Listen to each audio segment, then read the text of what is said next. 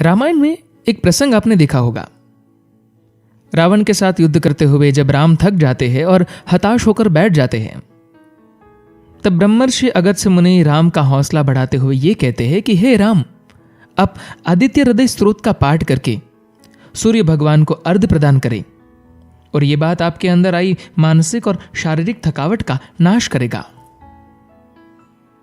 जीवन में किसी बड़े लक्ष्य का पीछा करते हुए एक सीमा के बाद ऊर्जाहीनता महसूस करना स्वाभाविक है, परंतु आजकल ऊर्जाहीनता सर्वव्यापी हो गई है।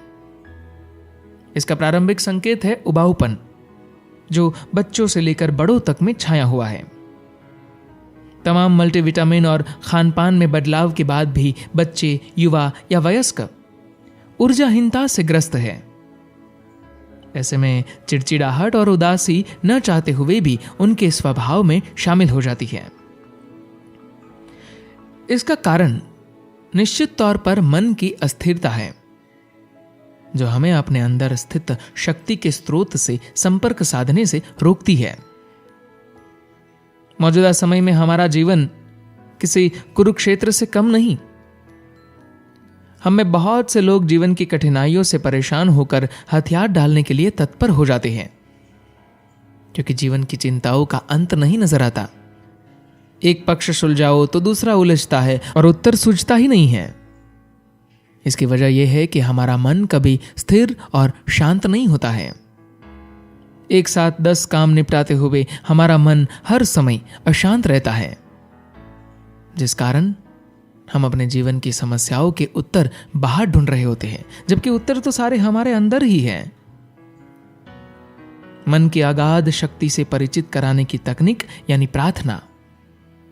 ऐसा संभव है कि शुरुआत में प्रार्थना में मन न लगे, पर धीरे धीरे हम एकाग्र होने लगते हैं और अपने अंतर्मन की ऊर्जा में उतरने लगते हैं।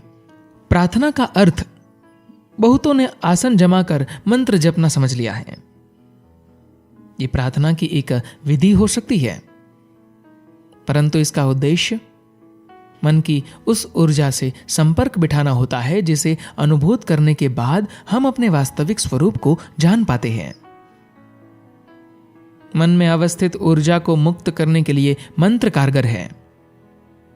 राम रावण युद्ध में श्री राम भी आदित्य हृदय स्तोत्र के माध्यम से अपने मन के साथ संपर्क स्थापित कर उत्साहित होते हैं। मन हमारे भीतर निहित ऊर्जा का प्रामाणिक स्रोत है और मन को पाने का एकमेव तरीका आत्म साक्षात्कार है। यानी मूल बात यह है कि आप कुछ समय अपने लिए सुनिश्चित करें, भले इसे प्रार्थना माने। जरूरी नहीं आपकी प्रार्थना परंपरा अनुसार हो। यह अवश्य समझे कि यह समय आपके आत्म साक्षात्कार के लिए है, ये जानने के लिए है कि आपके अंदर भी उसी ब्रह्म का अंश है जिसे वेद में तत्वमसि कहा गया है। प्रार्थना के द्वारा हम अपने मन में चल रहे विचारों की कोलाहल को विराम देने की कोशिश करते हैं, जिसके बाद ईश्वर का अंश हमारे समक्ष धीरे धीरे स्वयं को अभिव्यक्त करने लगता है। इस ऊर्जा की अभिव्यक्ति से हमारे व्यक्तित्व में परिवर्तन दिखाई देने लगता है। इसके बाद हम जीवन की जटिलताओं से हारते नहीं, बल्कि मानसिक थकावट के समय में प्रार्थना, ध्यान और मंत्र जाप के द्वारा अपने अंदर की ऊर्जा को रिचार्ज करने की कोशिश करते हैं। धन्यवाद।